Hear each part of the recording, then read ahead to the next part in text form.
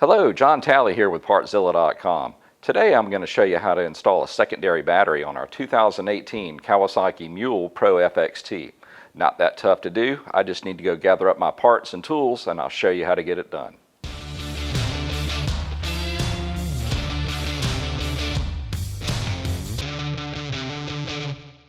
Alright guys, this is going to be a skill level 2, but don't break out in a cold sweat just because we're working with electrical. It's not going to be that bad. Alright, as far as the tools you're going to need a set of needle nose pliers, a set of side cutters, Phillips screwdriver, a 10, a 12, and a 13 millimeter wrench, a 10 millimeter and a 12 millimeter socket, and I suggest you use a 1/4 inch on the 10 because it gets real tight in there. And as always, just a 3/8 ratchet. Alright, as far as the parts list goes, they make a kit to do this, but there's other pieces that have to be purchased to go along with it, just for this part of the installation. Compounded by the fact this is really all centered around rerouting power to what they call an accessory fuse box. So if you have not put that on your machine, you need to go reference our video and order the correct parts and get it installed first, or at least in tandem with doing this project. So once you have all your tools and your parts together, we can go over there and I can show you how to do it. Alright guys, step number 1, now that you've got all your tools and your parts ready, is I like to lay out the parts and accessories and any other additional pieces. Just lay them out in a really clear fashion to where it's easy to go back and pick up exactly what you need as you're going through this video. So now that I've got everything accounted for, let's start the installation. Let's go ahead and get this cover out of the way. It's just got a couple of latches on it. One down at the bottom, one at the front. All right, next, just to give us a little bit more working room, let's take off the airbox cover because it does get a little tight in here. At least that breather hose. There, just lay that to the side. Because what's going to happen here is we're going to have another battery next to the factory one. And we're also adding in another relay. On this particular machine, we've already installed an accessory fuse panel, and this second battery is going to be dedicated to that only. So if you're sitting out and doing some work, then you've got your light on, that front LED light on. It'll only be drawing from the secondary battery. Now, when you go to start it, you've got a fully charged battery that has not been touched. When you turn it on, it starts recharging. It reconnects the secondary battery back into the charging system and charges it back up. Really great way to be sure that it's going to start every time, because the battery that's dedicated to just the machine is never drawn upon. It only goes through that secondary battery and through that accessory fuse panel. So that being said, let's go grab our secondary relay and get it installed on this plate. Let's go ahead and disconnect the battery. If you want to keep from shorting it out, doing a little free-handed welding, do your negative side first. Now that breaks the circuit, so if you go to take the positive terminal off, if you were to hit the frame with your wrench, can't complete a circuit, so it wouldn't matter. Alright, that disconnected, we need to remove this panel that I installed when we did the fuse accessory panel installation. So it's got to come out, and that second relay is actually going to mount to the same bracket but a little bit lower. So this bracket's held in by 2 points. Basically, there's a long bolt that actually goes through and holds down the top of the battery. That has to be removed, and then there's a 10 millimeter that was going forward. So I need to get those two off, then I can lift the bracket up. Like that. Now we can go ahead and bolt up our battery isolator relay.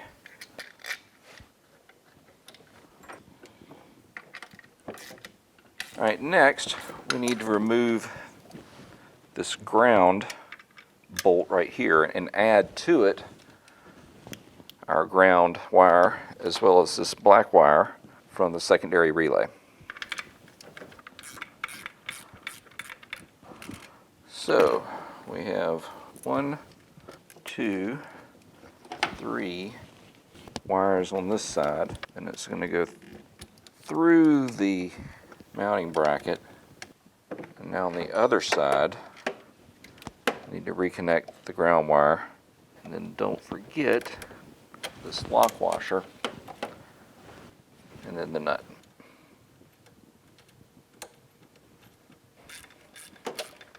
Alright, so you had the original black wire from up here on your contactor, this new wire we're adding in, and this black one from the bottom of our additional relay. And also, the wire actually heading over to the ground strap that's going to the battery. Now, we can go ahead and reinstall this bracket. I'm going to start by reinstalling that bolt up front. Let's get this battery mount bolt back up through there. And get it fastened back down. Alright, next, the second battery actually goes up under the air filter. There's a couple of rubber plugs that you need to remove.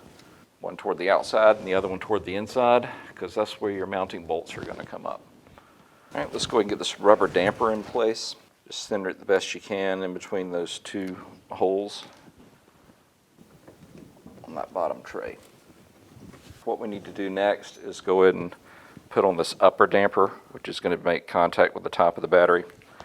Now, before we actually set the battery in place, we want to go ahead and bring the bolt up, go through this sleeve, and then attach loosely the back half of the bracket. Go ahead and put that nut in place. Then just swing it up and over the top of the primary battery.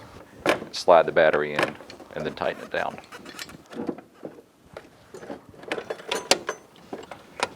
Now we can do the same thing on the outside. Bolt up through the spacer, then up through the bracket, then put on the nut. Now let's get those tightened down.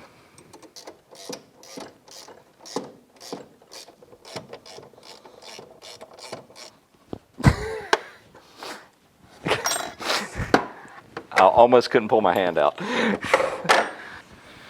Alright, what we're doing now is we're going to remove the main battery cable from this location down to here. Take off this zip tie so I can push this cover back far enough to get a good grasp of the connector. Alright, so bring this down to that lower terminal. Lock washer and nut. Get it tightened back down. That's tight. Let's bring around our cover and get that zip tie back in place. Alright, we're going to make a jumper from here to here, but then we're also going to take our positive and make it connect down at the bottom. So it'll look something like this when we're done.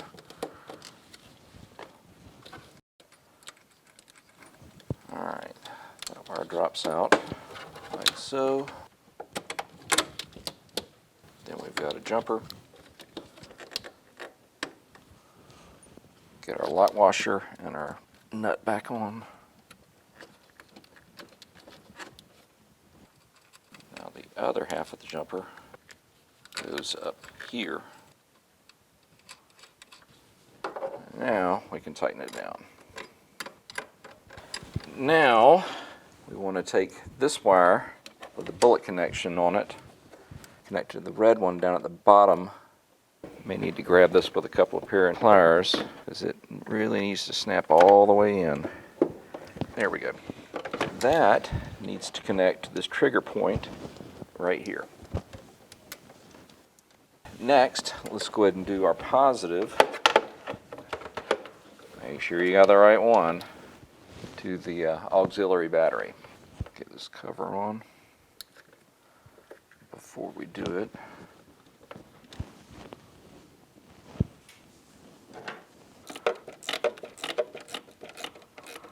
Get the cover on. Now take the negative, and it needs to go to the negative terminal of the battery.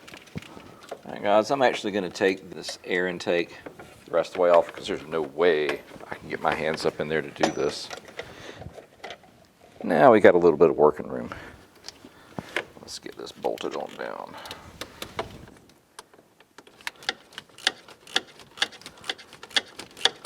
Now, let's go ahead and get the main ground going back to the primary battery. That will ground everything at this point. Let's go ahead and remount that airbox.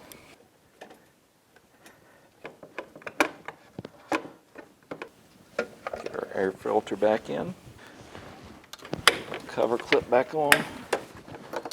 Then get this hose back in its little holders at the bottom of the cover. Last but not least, the battery cover. Now just redo these clips.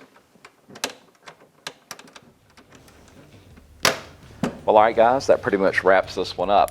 Listen, if you need any parts for your machine, believe me, we've got them up to 80% off. So no matter what you need, you can come see us at Partzilla.com and we can get you taken care of.